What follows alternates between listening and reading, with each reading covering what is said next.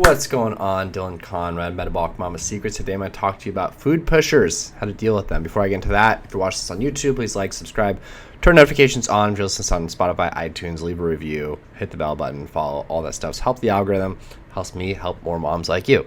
All right, food pushers. So what is a food pusher? Basically, it's someone that pushes food on you, in which like you're not like inclined to eat. And so typically like this, it's just, everything in our society is kind of based around food, and people get offended if you don't eat the food, and it's just kind of like a lot of like emotions and feelings and weird expectations from other people onto us about what we should and shouldn't do and put in our mouth. Very weird, right? And so food is love, right? And so a lot of people, that's like how they express love. They want to share their love with you by giving you some food that they love, right? And some of it's like they just have a past picture of who you are, right? And so if you're someone that just like, if someone pushes food on you, you're just going to eat it, and they'll just put that on you now, right? And think that you're exactly the same person, which obviously if you're on a healthy journey, things have changed quite a bit. So how to deal with it. There's a couple of different ways. One is, food pushers are just going to push food on you that is usually like, more cheap foodish, right? Like pies, no one pushes like turkey on you, right? It's like the fun foods. It's like the stuffing, the pumpkin pie, the other stuff. And obviously I'm covering this week before Thanksgiving because obviously you guys are going to encounter this a lot. And, my one thing is I always talk to my clients. I'm just like, the end result we don't really care about. Like, we don't care whether you succeed on this or not. We just want to put you in a position where you're gonna have the best success, right? And so like, what is the game plan you want to create in your head going into Thanksgiving with a plan, right? And so it's like, okay, cool, like I am gonna allocate some food towards like pumpkin pie. I'm gonna have a slice of pumpkin pie, I'm gonna have some ice cream, I'm gonna have some stuffing, and I'm gonna have some turkey. And you kind of have that preset in your head, or whatever it is that you want, right? And you have that set in your head. So when someone says, oh, have this, and be like, well, I wasn't really like craving that, or, I don't really like that, or whatever it is, because you already have a plan of like what you actually do want to eat ahead of time, right?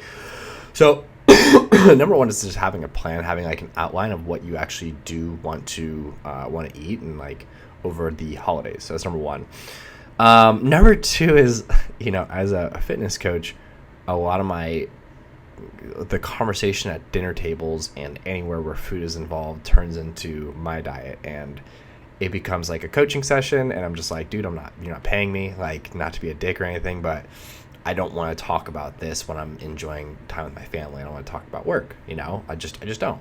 And so I'm very upfront about it. I'm just like, but one thing I've noticed that really helps is if you just turn the tables onto them. So instead of them questioning you and like, what are your diet? What do you tell, your friends to do? What do you tell your clients to do? It's my situation.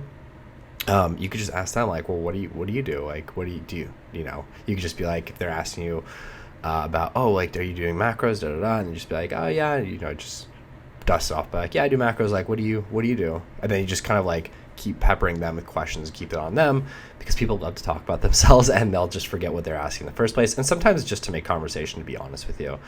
But it is annoying when people just constantly are talking about diet and pushing food on you and like, being weird and negative about it. It's annoying. So I get it. Number three is like, if someone pushes food on you and you're like, oh shit, I actually want to try that. And like, you are craving it and it sounds good to you, like, go for it. It doesn't matter if you go, like, you deviate from your plan, right?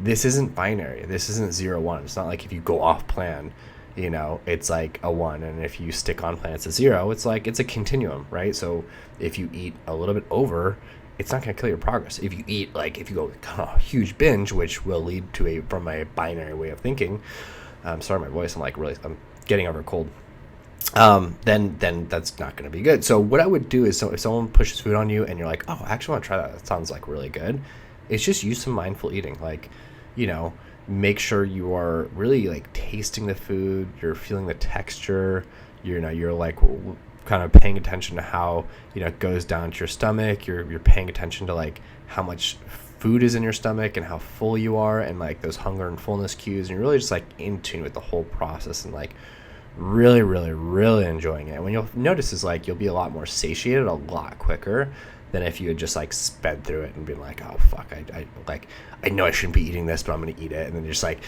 secretly trying to like shovel in your mouth. Like if you just did it fast and you got it over with, it would be like you wouldn't have to live with the guilt, but you have to live with the guilt anyways. So I would just enjoy it very mindfully.